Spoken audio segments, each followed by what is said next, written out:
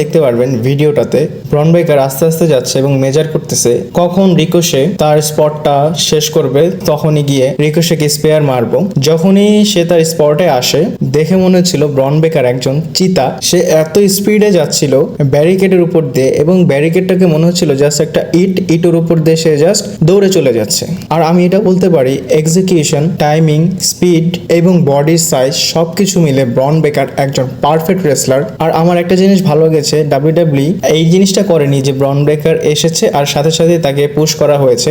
ব্রন ব্রেকারকে ধীরে ধীরে ফ্যামিলিয়ার করতেছে মেইন রোস্টার ফ্যানদের সাথে, আর যখনই সে ফ্যানদের সাথে কানেক্ট করতে পারবে আর তখনই ব্রন ব্রেকারের ক্যারিয়ার অনেক উপরে যাবে। আর আজকে আপডেট তো অবশ্যই বলবো, চলুন শুরু করা যাক। Hello viewers, welcome to Rachel Bangla BD. সবার প্রথম আমরা শুরু করি কোডি রোডসের বিষয়।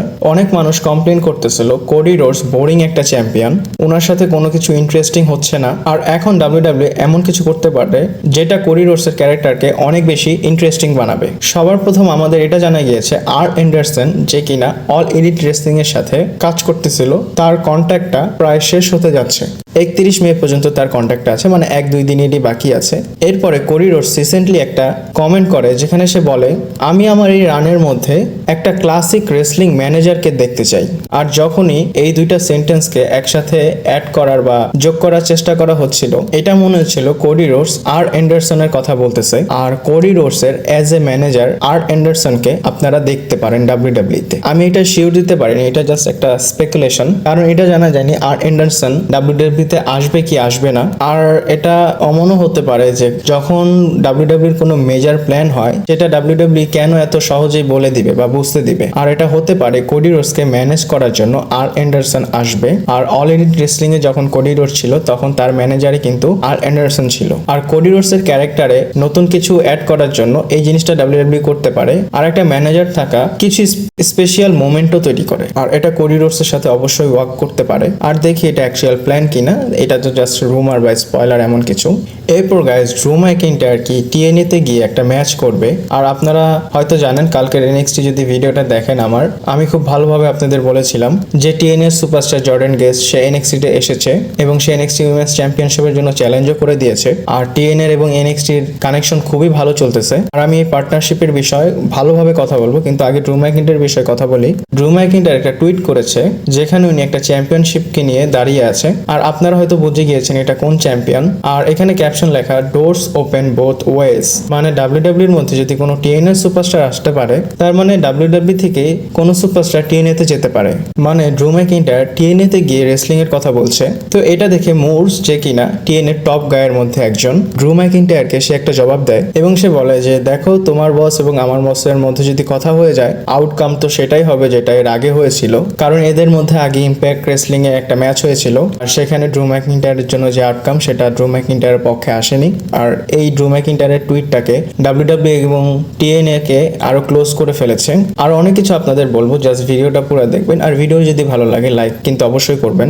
এরপর গাইস, ডমিনিক মিস্টেরিওর রিয়াকশনের কথা বলি। মানে সে যে লিভ মর্গানের সাথে যে একটা সেগমেন্ট করেছিল, ডমিনিক মিস্টেরিও ইনস্টাগ্রামে একটা স্টোরি দেয় এবং সে বলে, তোমরা সবাই আমাকে হেট করো জাস্ট এর জন্য যে আমি খুবই সুন্দর। এবং সেটা বলতে চাচ্ছে যে দেখো আমি সুন্দর, এর জন্যই যারা আছে সবাই আমার প্রতি অ্যাট্রাক্ট হয়ে যায়। আর এর জন্যই হয়তো ডাব্লিউডাব্লিউতে তার এত ভালো ট্রিটমেন্ট হচ্ছে। আর এটা ডমিনিকের রিয়াকশন ছিল তার সেই মোমেন্টটার বিষয়। এবং ইউটিউবেও ডমিনিক মিস্টেরিওর সেগমেন্টের উপর রিয়াকশন দেয়। মানে ইউটিউবের যে অফিসিয়াল ইনস্টাগ্রাম অ্যাকাউন্টটা আছে, সেই অ্যাকাউন্ট থেকে একটা কমেন্ট করা হয়। আর এই কমেন্টটা লিভ মর্গান ইনস্টাগ্রামে করা হয়। আর এখানে লেখা আছে the talk of the town. মানে হ্যাঁ, সবাই এই বিষয়ে কথা বলতেছে। মানে ইউটিউবও পিছনে নাই এই সব বিষয় থেকে।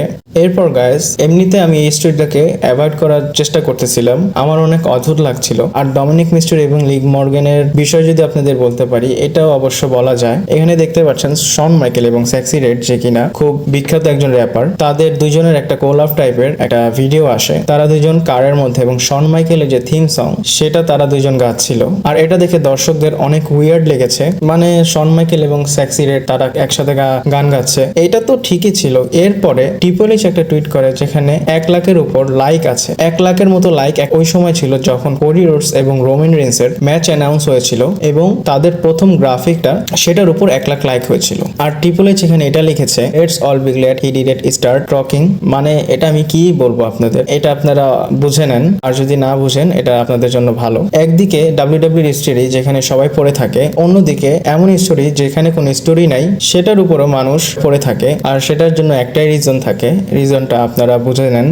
এরপর গাইস ক্ল্যাশ এট দি ক্যাসেলের বিষয়ে কথা বলি এবং সেখানে টিকিট কিভাবে সেল হচ্ছে বা কত সেল হয়েছে। দেখতে পাচ্ছেন কারেন্ট ডিস্ট্রিবিউট যে টিকিটগুলো হয়েছে সেখানে 10,000-এর মতো, আর যদি ক্যাপাসিটির কথা বলেন সেখানে হচ্ছে 11,000-এর মতো, আর অ্যাভেলেবেল আছে প্রায় 900-এর মতো, 1,000-এর মতো। আর আপনারা যদি ভাবেন ক্ল্যাশ এট দি ক্যাসেলের সেটআপ 25 থেকে 30,000-এর মতো হবে, সেটা না, মাত্র 10 থেকে 12,000-এর মধ্যেই থাকবে।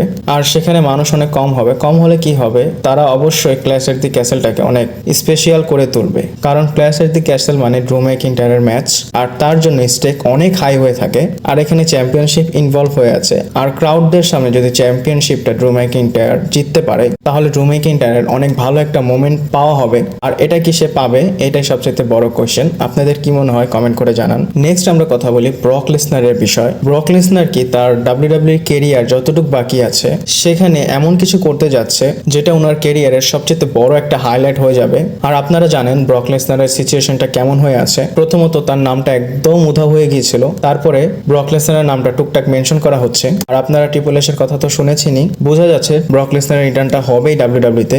বাট ডাব্লিউডাব্লিউ এটাকে এমন প্যাশনে বুক করবে, ব্রক লেসনারের রিটার্নটা কেউই প্রেডিক্ট করতে পারবে না। এক্সাম্পল, আমরা অল এলিট রেসলিং এর যে সুপারস্টার এথেম পেজ, সে NXT তে এসেছিল, তার বিষয়ে আমরা কেউই জানতাম না। আর সিমিলার ওয়েতে ব্রক লেসনারকে তারা বুক করবে। আর আপনারা যদি ব্রক লেসনারের হিস্টোরিটা মনে রাখেন, যখন সে প্রথম রিটার্ন করে জন সিনাকে ফেস করার জন্য, তখন কেউই জানতো না out of nowhere Brock Lesnar return করে।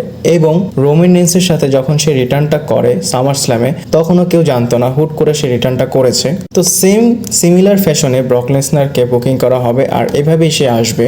আর ব্রক লেসনার এসে এমন কিছু করবে, জাস্ট একটা স্টেটমেন্ট দিবে যে yes I am Brock Lesnar, আর এটা অবশ্যই ব্রক লেসনারের একটা বড় একটা মোমেন্ট হবে। আমি যদি এখানে একটু চিন্তা করে বলি বা পসিবিলিটি ওপেন করি, আমার মনে হয় এগেইন রোমান রেন্সের সামনে অথবা কোডি রোডসের সামনে সে রিটার্ন করবে। আর আপনারা ব্রক লেসনারের রিটার্নের জন্য ওয়েট করেন।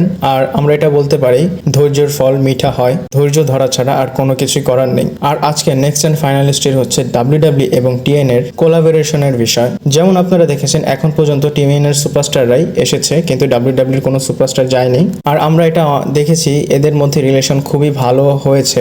আর আপনারা এটা এক্সপেক্ট করতে পারেন ফিউচারে ডাব্লিউডাব্লিউ এমন একটা শো বুক করবে TNA এর মধ্যে যেখানে ডাব্লিউডাব্লিউ সুপারস্টারের হেভি একটা ইনভলভমেন্ট থাকবে। এবং আরো আগে গিয়ে অলরেডি অ্যানাউন্স করা হবে, যেমন জর্ডান গেন্সের বিষয় অ্যানাউন্স করা হয়েছে, সে রকজিনের সাথে ম্যাচ করবে। ঠিক এইভাবেই ডাব্লিউডাব্লিউর কোন একটা সুপারস্টার TNA তে গিয়ে ফিচার হবে এবং সে চ্যাম্পিয়নশিপের জন্য চ্যালেঞ্জ করবে বা সেখানে অ্যানাউন্স করা হবে। আর আমি এটা ভাবতেছি ডাব্লিউডাব্লিউ কি এর সব মেন্টালিটি রাখে, কারণ ডাব্লিউডাব্লিউর প্রো রেসলিং এর মধ্যে এতটা দাপট, তারা একাই চলতে পারে, তাদের TNA এর দরকার নাই। কিন্তু এটা দেখে ভাল লাগছে ডাব্লিউডাব্লিউ এইসব একদিকে রেখে তারা এমন কিছু করছে যেটাতে ফ্যান্সদের ইন্টারেস্ট আরো বাড়িয়ে দিবে। এটাতে ডাব্লিউডাব্লিউর অনেক বেশি ফায়দা হবে, কারণ রিসেন্ট টাইমে ডাব্লিউডাব্লিউ খুবই বোরিং চলতেছে। আর আপনাদের এই ভিডিওতে কি মতামত অবশ্যই কমেন্ট করে জানাবেন। ভালো লাগলে লাইক কমেন্ট শেয়ার করবেন। পরবর্তী ভিডিওতে আবার দেখা হচ্ছে।